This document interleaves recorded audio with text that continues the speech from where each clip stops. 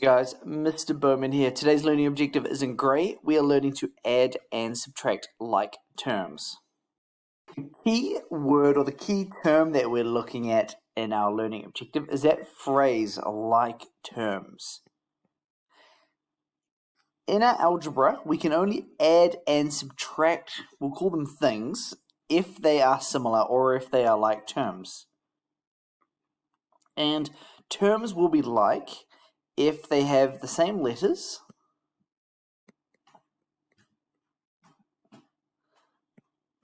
or the same variables. Maybe we should be a bit more precise. So same letters, same variables, and all of those letters have the same powers.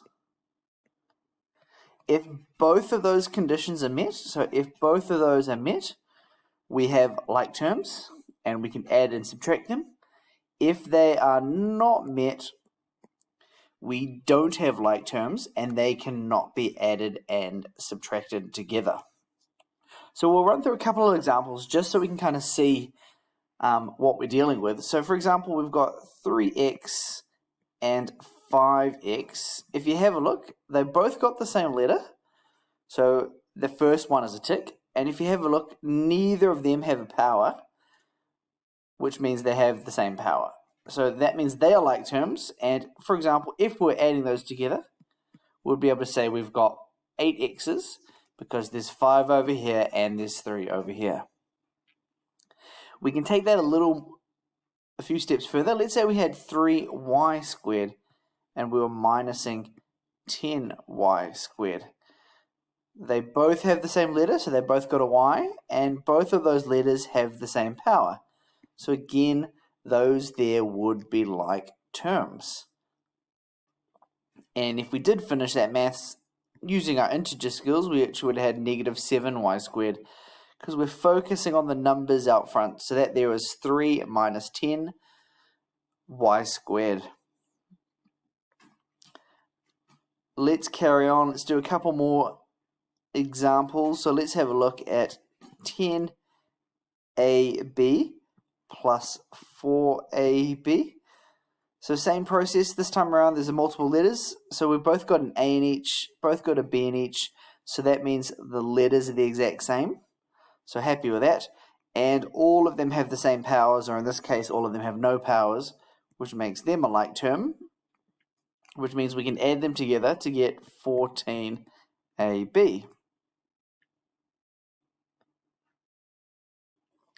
All right, and at this point, I just want to make a minor observation. So let's say we've got 4x squared y, and we are minusing 2yx squared.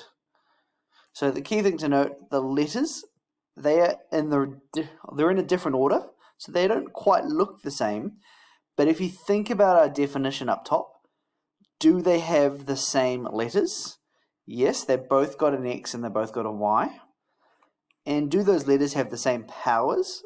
In this case, it would be yes as well, because that's x squared and x squared, and then y and y. So even though they're the wrong way around, even though they're a different order, it's still a tick. And we'll be able to say that there is 2x squared y, and we normally correct it to the version that is in alphabetical order as well. So the next question, we're going to just get into a bit more intensity. Let's actually change pen colors for this part. Let's make it into yellow. Just up the top here, let's say we've got 4x plus 7y minus 3x plus z minus 4y plus 6z. So this is the reason we're shifting onto this algebra. We want to start simplifying things, and hopefully you can see that yellow equation I wrote is clearly not simple. So what we have to look for is we have to look for terms that are like, and we can only group those together. So I'll just start on the left-hand side, and we can see we've got an x there. We need to check, are there any other parts that have an x, in which case you would have identified that 3x there. So we've got 4x's, we've taken away 3x's, that's going to leave us with 1x. We've then moving on to the y's. So we've done the x's. We're moving on to the y's. Are there any other parts in the equation that are just y or that are like terms to that? And yes, there are. There's another lot of y over here. So that's 7y minus 4y. That's going to give us the positive 3y. So that means we've dealt with the y's.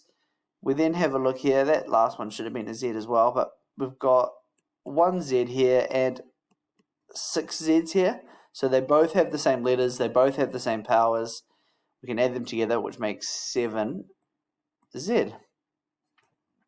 So that there would be our correct answer. So you would have got a tick for that. But I just want to emphasize a lot of people at this stage are keen to write 10xyz, which is horrifically wrong. Because we've got to think of these as different things. So let's say the x's stand for apples. The y's stand for bananas. And the z stands for oranges. It doesn't magically become 10 apple, banana, oranges, whatever that might be. They're separate things. You've got 1 apple, you've got 3 bananas, you've got 7 oranges. We don't put them together. This isn't multiplication, so that would happen for multiplication, but very different for what we've done here. So let's have a look at maybe 2 more harder examples. So let's switch pen colors again. We'll get into green. Oh, put blue by mistake, but we'll go into blue. So let's say we've got 4x squared minus 3x squared y plus 8y squared plus 11x squared minus 2x squared y. So we're going to group all those together. So first thing, we start on the left-hand side. Are there any other things that are just x squared? And in our case, we've got the 11x over here. So you can see same letter, same power for both of those. They both have an x, and their x is squared. And I just want to note, we do have an x squared here and here at the end. But because there's a y in both of those, that means we don't have the same letters. They are not like terms. We've got to leave them alone for now. So that 4 and 11 are going to combine to get to 15x squared. We then look at the next one. So we've got x squared y. Are there any other x squared y's? So we've got some here as well. So that's negative 3 minus 2, which is going to get us to negative 5. So negative 5x squared y. And then finally, we've got plus 8y squared. Nothing else to do with that, so we just got to leave it as it is. We can't change that at all. Okay, let's change pen colors. Let's get green.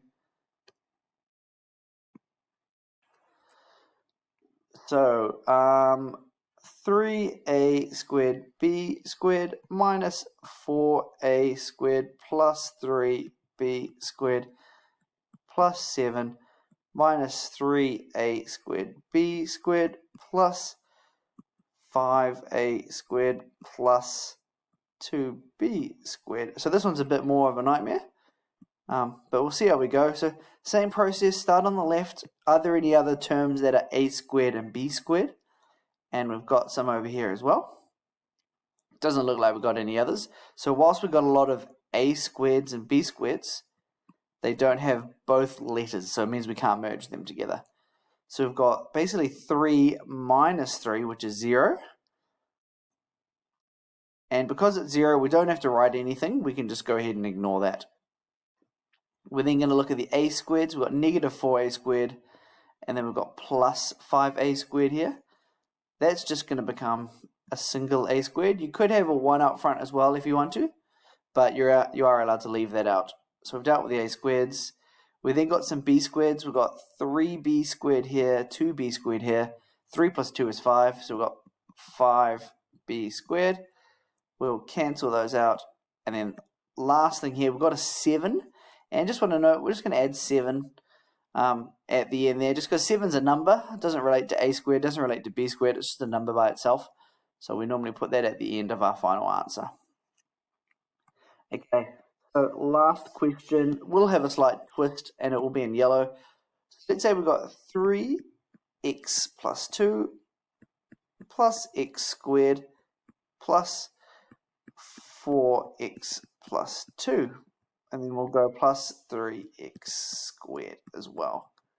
So the key thing to note, just like we had letters, for example, x squared, y squared, a squared, all that stuff, x plus 2 is an algebraic expression, and that's all good. That's a term as well, so we need to check if there are any other like terms in our equation. And in this case here, we've got 4x plus 2 as well. So hopefully you can see the bracketed part of those are the exact same. So that means we've got 7 of those x plus 2's. So we're going to add them together. You can expand that if you wanted to, and we can do that in a bit. And then you're going to add together the remainder bits, which are the x squared. So we've got an x squared here and 3 over here, which makes the 4. So key thing, we've added together 7. If you wanted to expand that to get 7x plus 14, and then plus the 4x squared that's unchanged, you can. And then I would normally put x squared first, as I was simplifying, because that there would be 4x squared plus 7x plus 14. You can do that to simplify your final answer as well. But hopefully that makes sense, how you can group together the brackets that look like that. Okay, so we've done heaps of videos. Hopefully the grouping like terms concept is becoming more familiar, better as well.